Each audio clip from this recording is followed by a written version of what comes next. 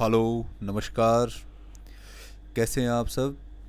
उम्मीद करता हूं कि आप सब ठीक होंगे और आपकी पढ़ाई बढ़िया चल रही होगी। तो आज हम एक नया टॉपिक स्टार्ट करते हैं, धर्म व संत संप्रदाय। ठीक है, हमने लोक देवियाँ और लोक देवता टॉपिक कंप्लीट कर लिया है और आज हम एक नया जो चैप्टर है वो संत संप्रदाय शुरू करते हैं। ठीक है, तो ये बहुत ही इम्पोर्टेंट टॉपिक है और प्रत्येक एग्ज़ाम में इसमें से कोई ना कोई क्वेश्चन ज़रूर होता है। ठीक है, तो हम बहुत ही फैक्चुअल डिटेल्स के साथ पढ़ेंगे इसको। ठीक है, तो शुरू करते हैं संत और संप्रदाय। तो संत संप्रदाय, ठीक है, तो हमारे देश में क्या है कि हमारे देश में प्राचीन काल से ही सनातन धर्म का प्रादुर्भाव हो चुका था। हमारे देश में प्राचीन काल से ही सनातन धर्म का प्रादुर्भाव हो चुका था और सनातन धर्म संसार का सबसे प्राचीनतम धर्म है। ठीक है, सनातन धर्म जो है वो संसार का सबसे प्राचीनतम धर्म है और उत्तरी भारत में विकसित आर्य सभ्यता के लोगों ने वैदिक धर्म को अपनाया और धीरे धीरे देश के अन्य धीरे धीरे हमारे देश में अन्य धर्म और संप्रदायों का भी प्रचलन हो गया था। ठीक है, तो वैष्णव और शैव उपासकों को उपासना पद्धति के आधार पर दो भागों में विभक्त किया जाता है। ठीक है, विष्णु की और शिव की उपासना करने वालों को दो प्रकार से विभाजित किया जाता है। एक तो सैगुण भक्ति संप्रदाय और दूसरा निर्गुण भक्ति संप्रदाय। तो सैगुण भक्ति संप्रदाय व निर्गुण भक्ति संप्रदाय में क्या अंतर है? तो सैगुण भक्ति संप्रदाय में क्या होता है, इसमें ईश्वर को सर्वस्व मानकर ईश्वर के मूर्त रूप की पूजा आराधना की जाती है। ठीक है, इसमें ईश्वर को ही सर्वस्व माना जाता है और ईश्वर की मूर्त रूप की पूजा आराधना की जाती है। ठीक है, और निर्गुण भक्ति संप्रदाय में क्या होता है? निर्गुण भक्ति में क्या होता है, इस मत के समर्थक ईश्वर को निराकार और निर्गुण मानकर उनकी भक्ति करते हैं। मतलब मूर्ति पूजा नहीं है इसमें, इसमें ईश्वर को निराकार माना जाता है। और इसमें जो सैगुण भक्ति संप्रदाय है इसमें ईश्वर के मूर्त रूप की पूजा की जाती है। ठीक है, तो सैगुण भक्ति संप्रदाय, इसमें ईश्वर को सर्वस्व मानकर ईश्वर के मूर्त रूप की पूजा आराधना की जाती है। इसमें कौन कौन से संप्रदाय है? रामानुज संप्रदाय हो गया, रामानंदी संप्रदाय, निम्बार्क संप्रदाय, वल्लभ संप्रदाय, मीरादासी संप्रदाय, चरणदासी संप्रदाय, ये सब सैगुण भक्ति संप्रदाय के उदाहरण हैं। ठीक है, और निर्गुण भक्ति संप्रदाय में कौन कौन से आएंगे? निर्गुण भक्ति संप्रदाय में अपना विष्णुई संप्रदाय, लालदासी संप्रदाय, जसनाथी संप्रदाय, दादूपंथी हो गया, परनामी हो गया, कबीरपंथी हो गया। ठीक है, इसमें मूर्ति पूजा नहीं की जाती, इसमें मूर्ति पूजा नहीं की जाती। ठीक है, तो दो प्रकार के संप्रदाय हुए, सैगुण भक्ति संप्रदाय, इसमें मूर्ति पूजा की जाती है, और निर्गुण भक्ति संप्रदाय, इसमें मूर्ति पूजा नहीं की जाती। ठीक है, तो आज हम सैगुण भक्ति संप्रदाय को कंप्लीट करेंगे। आज हम सैगुण भक्ति संप्रदाय को कंप्लीट करेंगे। ठीक है, आज हम सैगुण भक्ति संप्रदाय को भी कंप्लीट करेंगे। तो सैगुण भक्ति संप्रदाय में पहला आता है शैव संप्रदाय। सैगुण भक्ति संप्रदाय में पहला आता है शैव संप्रदाय। तो इसमें क्या होता है? शैव संप्रदाय में भगवान शिव की उपासना करने वाले शैव कहलाए। ठीक है, और महाकाव्य काल में शैव धर्म को माहेश्वर के नाम से भी जाना जाता था। ठीक है, और इसके चार प्रमुख संप्रदाय थे। कौन कौन से? एक तो शैव, एक पाशुपत, एक काल दमन और एक कापालिक। ठीक है, तो शैव संप्रदाय कितने भागों में बटा हुआ था? चार भागों में था। शैव हो गया, पाशुपत हो गया, काल दमन हो गया और कापालिक हो गया। ठीक है, ये चार इसके भाग थे। और मध्यकाल तक शैव मत के चार संप्रदाय हो गए थे। कौन कौन से? कापालिक, पाशुपत, लिंगायत और वीर शैव और काश्मीरक। इनका भी आविर्भाव हो चुका था। ठीक है, इनका भी आविर्भाव हो चुका था।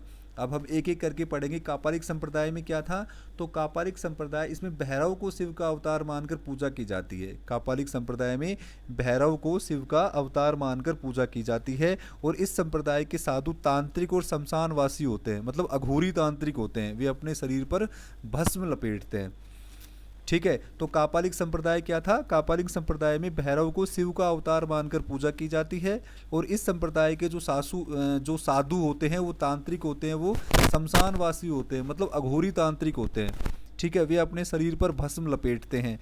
ठीक है, और इनके 6 चिन्ह हैं। कौन कौन से? माला हो गया, भूषण हो गया, कुंडल हो गया, रत्न हो गया, भस्म हो गया और उपवीत हो गया। ये इनके क्या थे? 6 चिन्ह थे।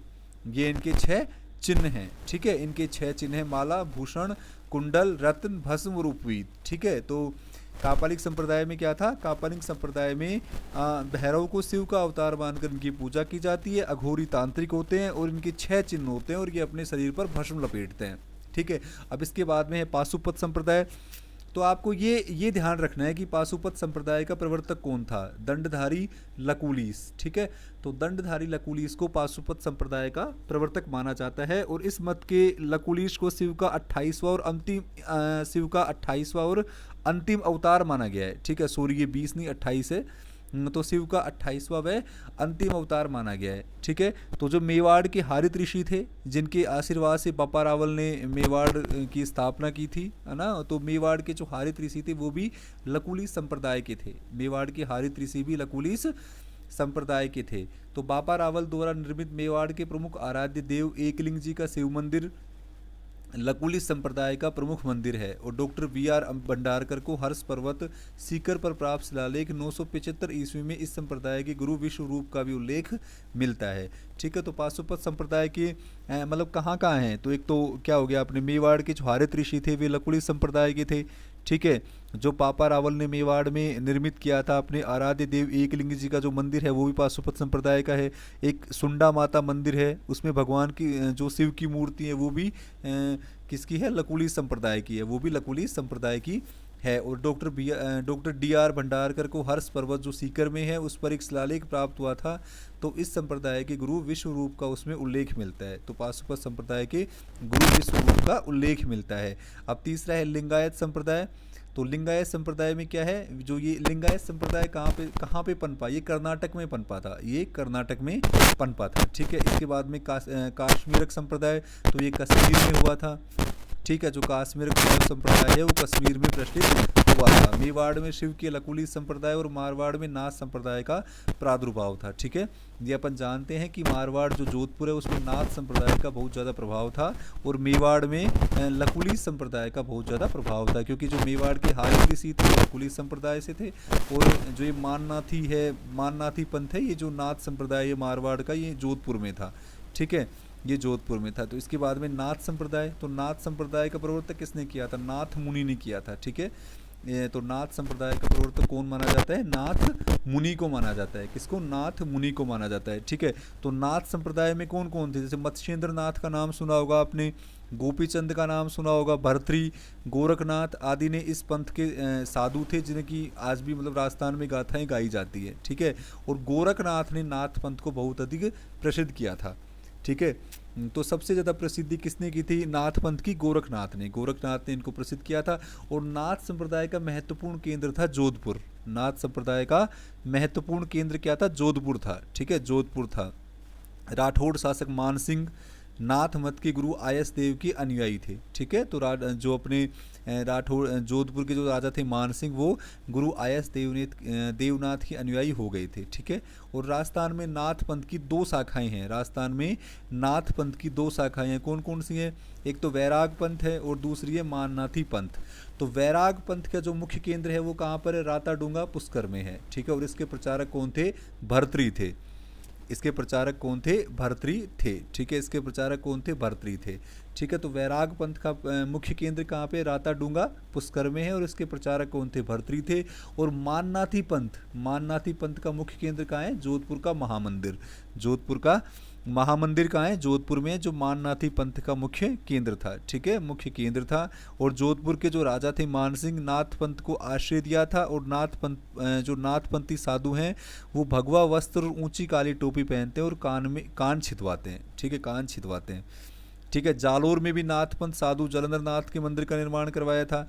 ठीक है, जालोर में भी जो नाथपंथी साधु थे जलंधर नाथ के मंदिर का निर्माण करवाया था। ठीक है, अब आपको ये फैक्ट याद रखना है कि कानपा नाथ ने कानपा पंथ का प्रवर्तन किया था। ठीक है, कानपा नाथ ने कानपा पंथ का प्रवर्तन किया था। और जो कालबेलिया जाति होती है ना, जो सर्पों वाली कालबेलिया जाति होती है, वो इन्हें अपना गुरु मानती है। ठीक है, वो इन्हें अपना गुरु मानती है। और इनका प्रमुख मंदिर कहाँ पर है, सिरे मंदिर जालोर में है। ये बहुत इंपॉर्टेंट है कि सिरे मंदिर, सीधा भी पूछते हैं कि सिरे मंदिर कहाँ पर है, जालोर में है। ठीक है, सिरे मंदिर कहाँ पर है, जालोर में है। तो नाथ संप्रदाय में आपको क्या क्या याद रखना है, नाथ संप्रदाय में आपको याद रखना है कि इसके प्रवर्तक कौन थे, एक तो नाथ मुनि थे। ठीक है, इसके प्रवर्तक कौन थे, नाथ मुनि थे। बाकी मत्स्येंद्र नाथ जी थे, गोपीनाथ, भर्तृ, गोरखनाथ आदि इस पंथ के प्रमुख साधु हैं, जिनकी आराधना आज भी राजस्थान में की जाती है। ठीक है, और गोरखनाथ जी ने इस संप्रदाय को बहुत अधिक प्रचलित किया था। और जोधपुर है वो नाथ संप्रदाय का महत्वपूर्ण केंद्र है। तो जोधपुर के जो शासक थे मान सिंह जी, उनका नाम आपको याद रखना है। वे गुरु आयस देवनाथ के अनुयायी हो गए थे और इसकी दो शाखाएं हैं। कौन कौन सी? एक तो बैराग पंथ है और दूसरी है माननाथी पंथ। तो बैराग पंथ का मुख्य केंद्र कौन सा है? पुष्कर है, राताडूंगा पुष्कर में। और इसके प्रचारक कौन थे? भर्तृहरि जी को माना जाता है। और माननाथी पंथ का मुख्य केंद्र कौन सा है? जोधपुर है। और इसका जो मंदिर है वो महामंदिर है। ठीक है, जलंधर नाथ का मंदिर भी है जोधपुर में। और कानपा नाथ ने कानपा पंथ का प्रवर्तन किया था। और कालबेलिया जाति जो है वो इन्हें अपना आराध्य मानती है। ठीक है, कालबेलिया जाति इन्हें अपना आराध्य मानती है। ठीक है, अब राज्य में शैव धर्म की तरह ही वैष्णव धर्म में भी नाथ पंथ का प्रादुर्भाव हुआ। राज्य में इनकी जो प्रमुख पीठ है वो जालोर का श्री मंदिर है। जालोर का श्री मंदिर आपको याद रखना है। ठीक है, अब इसके बाद में हम आते हैं शाक्त संप्रदाय। तो शाक्त संप्रदाय, शाक्त मतलब शक्ति की पूजा, शक्ति मतलब दुर्गा की पूजा। तो शाक्त मतावलंबी शक्ति दुर्गा की पूजा विभिन्न रूपों में करते हैं। ठीक है, मातृशक्ति के रूप में देवी की पूजा सिंधु घाटी सभ्यता के समय प्रचलित थी। ठीक है, आपको याद ही होगा कि सिंधु घाटी सभ्यता में खुदाई के समय मातृदेवी की मूर्तियां मिली हैं। तो जो शाक्त मतावलंबी है वो दुर्गा की पूजा विभिन्न रूपों में करते हैं। और प्राचीन उत्खनों के प्रमाण मिले हैं कि जो मातृशक्ति के रूप में देवी की पूजा सिंधु घाटी सभ्यता के समय भी प्रचलित थी। ठीक है, सिंधु घाटी सभ्यता के समय भी प्रचलित थी। अब शाक्त मत के दो पंथ है, एक तो वामाचार और एक दक्षिणाचार। ठीक है, एक तो वामाचार था और एक दक्षिणाचार था। तो मध्यकाल में शाक्त मत के दो पंथ थे, वामाचार व दक्षिणाचार। ठीक है, वामाचार और दक्षिणाचार। तो इसके बाद में हम चलते हैं वैष्णव संप्रदाय। तो वैष्णव संप्रदाय क्या है? विष्णु और उनके 10 अवतारों को प्रधान देव मानकर उनकी पूजा की जाती है। तो विष्णु को और उनके 10 अवतारों को प्रधान देव मानकर उनकी पूजा की जाती है। दक्षिण भारत में जो है वो वैष्णव भक्ति आंदोलन को सक्रिय करने में तमिल के आलवार संतों का प्रमुख योगदान था। ठीक है, ये बहुत इंपॉर्टेंट सवाल है कि दक्षिण भारत में वैष्णव भक्ति आंदोलन को सक्रिय करने में किसका योगदान था? तो आलवार संतों का प्रमुख योगदान था। ठीक है, आलवार संतों का प्रमुख योगदान था। राजस्थान में वैष्णव धर्म का सर्वप्रथम उल्लेख ईसा पूर्व 2री सदी में घोसुंडी अभिलेख में मिलता है। और इसमें अश्वमेध यज्ञ का भी उल्लेख है। ठीक है, तो राजस्थान में कहाँ पे उल्लेख मिलता है? राजस्थान में वैष्णव धर्म का सर्वप्रथम उल्लेख ईसा पूर्व 2री सदी के घोसुंडी अभिलेख में मिलता है। ठीक है, अगर आपसे पूछा जाए कि राजस्थान में वैष्णव धर्म का सर्वप्रथम उल्लेख कौन से अभिलेख में है, तो घोसुंडी अभिलेख में है। और इस अभिलेख में संकर्षण वासुदेव व बलराम की पूजा का उल्लेख है और अश्वमेध यज्ञ का भी इसमें वर्णन है। ठीक है, अश्वमेध यज्ञ का भी इनमें वर्णन है। और मंडोर जोधपुर में प्राप्त गुप्तकालीन शिलाफलकों में भी श्री कृष्ण लीला का चित्रण प्राप्त हुआ है। ठीक है, तो मंडोर जोधपुर में जो शिलाफलक है उनमें भी श्री कृष्ण लीला मतलब गोवर्धन धारण और दान लीला का चित्रण प्राप्त हुआ है। ठीक है, तो ये भी आपको याद रखना है। अब वैष्णव धर्म के जो प्रमुख संप्रदाय हैं वो कौन कौन से हैं? पहले रामानुज या रामावत संप्रदाय। ठीक है, रामानुज या रामावत संप्रदाय। तो रामानुज या रामावत संप्रदाय, तो आचार्य यमुनाचार्य के शिष्य थे रामानुजाचार्य। ठीक है, तो रामानुज संप्रदाय का प्रवर्तन किसने किया था? रामानुजाचार्य ने किया था। और ये किनके शिष्य थे? आचार्य यमुनाचार्य के शिष्य थे। ठीक है, तो आचार्य यमुनाचार्य के शिष्य रामानुजाचार्य का जन्म 1019 ईस्वी में वर्तमान तमिलनाडु राज्य के श्रीपेरटुपुरम कस्बे के तिरुपति नगर में हुआ था। ठीक है, अब देख लेना ये। ठीक है, इन्होंने ब्रह्मसूत्र पर श्री भाष्य की रचना की थी। ये इंपॉर्टेंट है ना, कि श्री भाष्य की रचना किसने की थी? रामानुजाचार्य ने की थी। और भक्ति का नया दर्शन विशिष्टाद्वैत प्रारंभ किया था। ये भी बहुत इंपॉर्टेंट है कि विशिष्टाद्वैत दर्शन किसने किया था? रामानुजाचार्य ने, रामानुज संप्रदाय में। ठीक है, विशिष्ट द्वैत, ये आपको याद रखना है। इसमें राम को परम ब्रह्मा मानकर पूजा की जाती है, इसलिए रामावत संप्रदाय भी इसको कहते हैं। ठीक है, रामानुज संप्रदाय का उत्तर भारत में जो प्रमुख पीठ है वो कहाँ पर है? गलताजी जयपुर में है। और गलताजी जयपुर को उत्तरी तोताद्री भी कहते हैं। ठीक है, उत्तर तोताद्री भी कहते हैं। तो आपको इसमें क्या क्या याद रखना है? एक तो रामानुज संप्रदाय में आपको क्या क्या याद रखना है? तो रामानुज संप्रदाय का प्रवर्तन किसने किया था? आचार्य रामानुजाचार्य ने किया था। ठीक है, और इन्होंने ब्रह्मसूत्र पर किसकी रचना की थी? श्री भाष्य की रचना की थी। और इनका दर्शन क्या था? विशिष्टाद्वैत। ठीक है, विशिष्टाद्वैत। और इनकी जो रामानुज संप्रदाय की उत्तर भारत में प्रमुख पीठ कौन सी है? एक तो अयोध्या मठ है और दूसरा गलताजी जयपुर में है, इसलिए गलताजी को उत्तर तोताद्री भी कहते हैं। ठीक है, उत्तर तोताद्री भी कहते हैं। तो रामानुज संप्रदाय में दर्शन कौन सा है? विशिष्टाद्वैत, विशिष्टाद्वैत आपको याद रखना है, ठीक है। इसके बाद में रामानंदी संप्रदाय, तो गुरु रामानंद, इन्हें उत्तर भारत के भक्ति आंदोलन का संस्थापक माना जाता है, ठीक है। तो अपने उत्तर भारत में भक्ति आंदोलन का संस्थापक किसको मानते हैं? गुरु रामानंद को मानते हैं, ठीक है। इनका जन्म कहाँ पर हुआ था? प्रयागराज में हुआ था, और इनके बचपन का नाम क्या था? राम दत्त था, ठीक है। और इनके गुरु का नाम था राघवानंद जी, ठीक है, राघवानंद जी था। इनके 12 शिष्यों में से एक महिला, एक चरमकार था, उसका नाम था रविदास, और एक मुस्लिम शिष्य कबीर भी था, ठीक है। और गुरु भाइयों में जाति पाति छुआछूत को लेकर मतभेद हो जाने पर अपना नया पंथ रामानंदी संप्रदाय इन्होंने प्रारंभ किया था, ठीक है। इस संप्रदाय की अन्य नाम है श्री संप्रदाय या वैरागी संप्रदाय। तो इस संप्रदाय को श्री संप्रदाय या वैरागी संप्रदाय भी कहते हैं, ठीक है। श्री संप्रदाय या वैरागी संप्रदाय भी कहते हैं। इसमें राम को ही ब्रह्मा मानकर पूजा की जाती है, और सीताराम की, श्री राम और सीता की श्रृंगारित जोड़ी की पूजा की जाती है, ठीक है, की जाती है। इनके शिष्य क्या थे? अब रामानंद के शिष्य कौन थे? कबीर थे, धन्ना जी थे, पीपा जी, सेना भाई, सदना जी और रैदास, ये इनके शिष्य थे। और रामानंद की भक्ति कैसी थी? दास्य भाव की थी। रामानंद की भक्ति कैसी थी? दास्य भाव की थी, ठीक है। रामानंद की भक्ति कैसी थी? दास्य भाव की थी। अब इसमें देखो, कृष्णदास जी परिहारी, इनका भी राजस्थान में बहुत बड़ा योगदान है, ठीक है। कृष्णदास जी परिहारी का बहुत बड़ा योगदान है। तो राजस्थान में रामानंदी संप्रदाय का श्री गणेश संत श्री कृष्णदास जी परिहारी ने किया था, ठीक है। तो राजस्थान में रामानंदी संप्रदाय का श्री गणेश किसने किया था? संत श्री कृष्णदास जी परिहारी ने किया था, जो अनंतानंद जी के शिष्य थे, ठीक है। इनके गुरु का नाम क्या था? अनंतानंद जी था। परिहारी जी ने गलताजी जयपुर में श्रीनाथ पंथियों को शास्त्रार्थ में पराजित करके 1503 में रामानंदी समुदाय की पीठ की स्थापना की थी। इन्होंने शास्त्रार्थ में, मतलब शास्त्रों में, किसको पराजित किया था? किसको पराजित किया था? नाथ पंथियों को पराजित किया था, और 1503 में रामानंदी संप्रदाय की पीठ की स्थापना की थी, ठीक है। यह उत्तर तोताद्री भी कहलाती है, ठीक है। उत्तर तोताद्री किसको बोलते हैं? हमने पहले भी देखा, गलताजी जयपुर को। क्यों? क्योंकि रामानुज संप्रदाय के दक्षिण भारत में तोताद्री मठ की तरह, ठीक है। तो दक्षिण में जो मठ है ना रामानुज संप्रदाय का, उसको तोताद्री कहते हैं। तो उत्तर में जो मठ है उसको बोलेंगे उत्तरी तोताद्री, ठीक है, उत्तरी तोताद्री। तो कृष्णदास जी परिहारी कौन थे? इन्होंने राजस्थान में रामानंदी संप्रदाय का श्री गणेश किया था। इन्होंने राजस्थान में रामानंदी संप्रदाय का श्री गणेश किया था, आपको याद रखना है, ठीक है। अब परिहारी जी के शिष्य अग्रदास जी ने सीकर के पास रेवासा ग्राम में इस संप्रदाय की अन्य पीठ स्थापित की थी, और इसको रसिक संप्रदाय भी कहते हैं, ठीक है। तो आपको याद रखना है कि रसिक संप्रदाय का प्रवर्तन किसने किया था?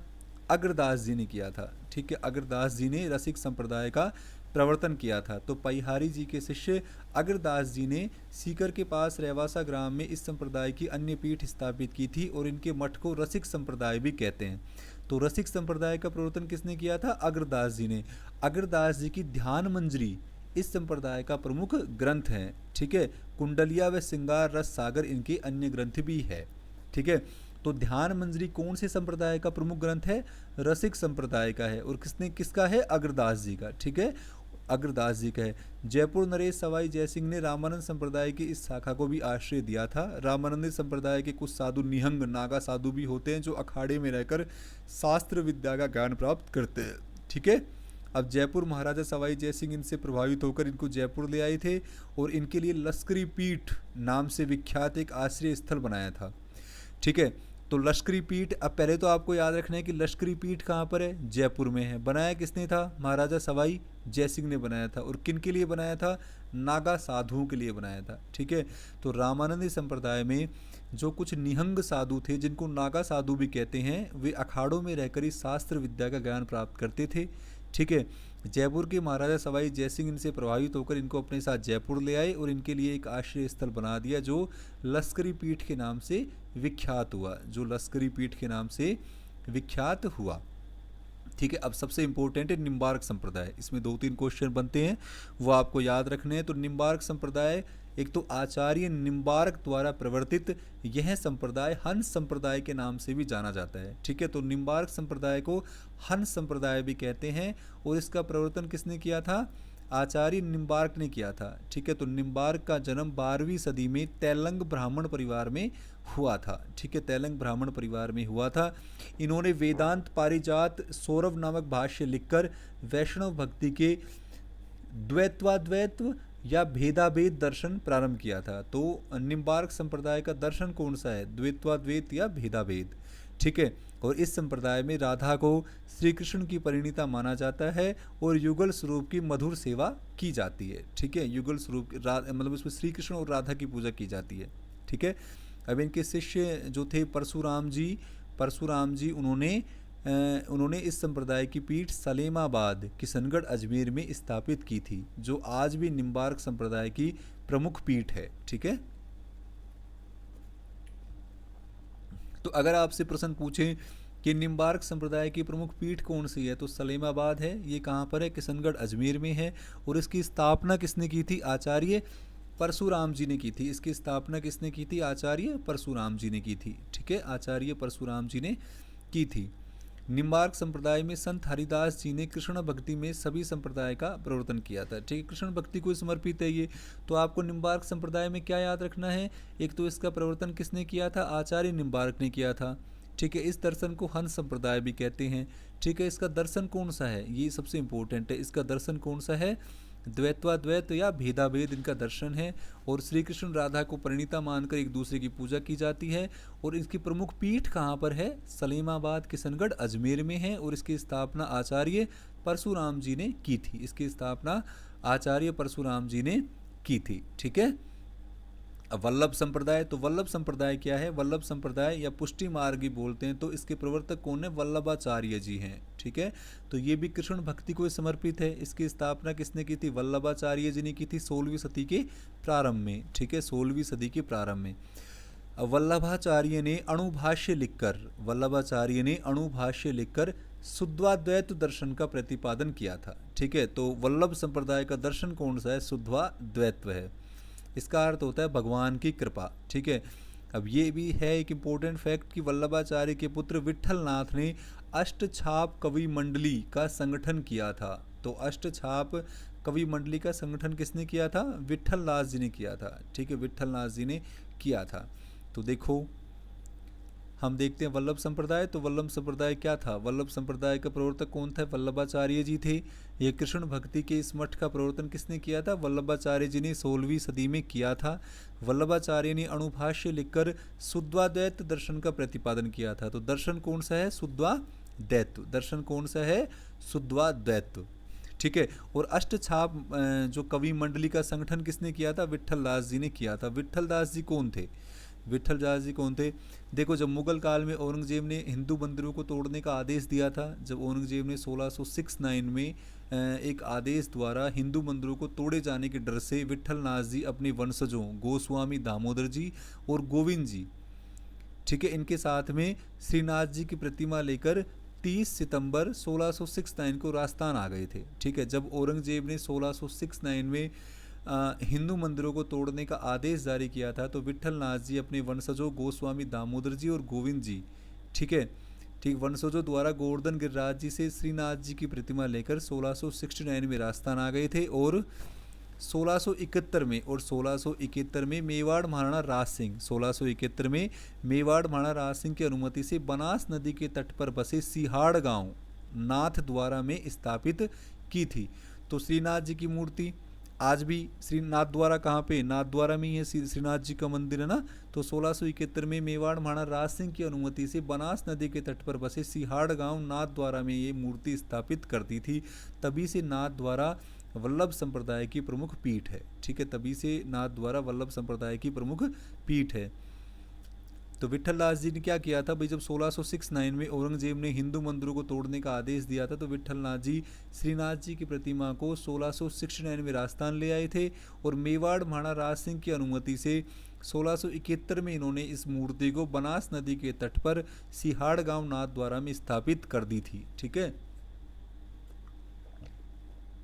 और तभी से जो नाथ द्वारा है वो वल्लभ संप्रदाय की प्रमुख पीठ हो गया। ठीक है, अब विट्ठल नाथ जी के 7 पुत्र थे। तो विट्ठल नाथ जी के सातों पुत्रों ने अपने अपने आराध्य देव की मूर्तियों को अलग अलग स्थानों पर प्रतिष्ठित किया, जो इस संप्रदाय की विभिन्न पीठें कहलाती हैं। तो आपको ये सभी याद रखनी है। इसमें किसी का भी नाम लेकर आपसे पूछा जा सकता है कि मथुरेश जी का मंदिर कहाँ पर स्थित है, तो ये है कोटा में। ठीक है, ये है कोटा में। विट्ठल नाथ जी का मंदिर कहाँ पे है, नाथ द्वारा राजसमंद में है। द्वारकाधीश जी का मंदिर कहाँ पर है, कांकरोली राजसमंद में है। ठीक है, तो आपको ये तो याद ही रखने हैं, ये तो याद ही रखने हैं कि मथुरेश जी का मंदिर कोटा में है, विट्ठलनाथ जी का मंदिर नाथ द्वारा राजसमंद में है, द्वारकाधीश जी का मंदिर कांकरोली राजसमंद में है, गोकुलनाथ जी का मंदिर गोकुल उत्तर प्रदेश में है, गोकुल चंद्रमा जी कामवन डीग में है। ठीक है, अब जो भरतपुर में थे, बालकृष्ण जी सूरत गुजरात में है, और मदन मोहन जी का मंदिर कहाँ पर है, कामवन डीग भरतपुर में है। ठीक है, कामवन डीग भरतपुर में। तो आपको विट्ठल नाथ जी का मंदिर कहाँ पे है, नाथ द्वारा राजसमंद, और द्वारकादास जी का मंदिर कहाँ पर है, कांकरोली राजसमंद, ये याद रखना है।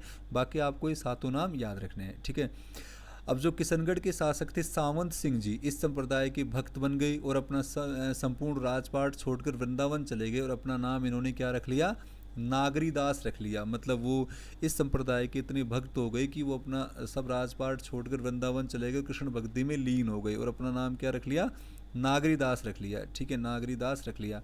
अब हवेली संगीत भी पुष्टि मार्ग संप्रदाय की विशेषता है। ठीक है, ये आपसे पूछा जाता है कि हवेली संगीत किस संप्रदाय की प्रमुख विशेषता है, तो पुष्टि मार्गीय संप्रदाय की प्रमुख विशेषता है। ठीक है, पुष्टि मार्गीय संप्रदाय की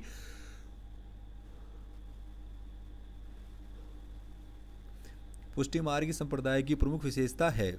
ठीक, अब देखो, राजस्थान में वल्लभ संप्रदाय के मंदिरों में मूर्तियों के पीछे कपड़े पर श्री कृष्ण के जीवन चरित्र व लीलाओं संबंधी चित्र लगाए जाते हैं, जिन्हें पिछवाइयाँ कहते हैं। तो पिछवाइयाँ कहाँ की प्रसिद्ध हैं, नाथ द्वारा राजसमंद की प्रसिद्ध हैं।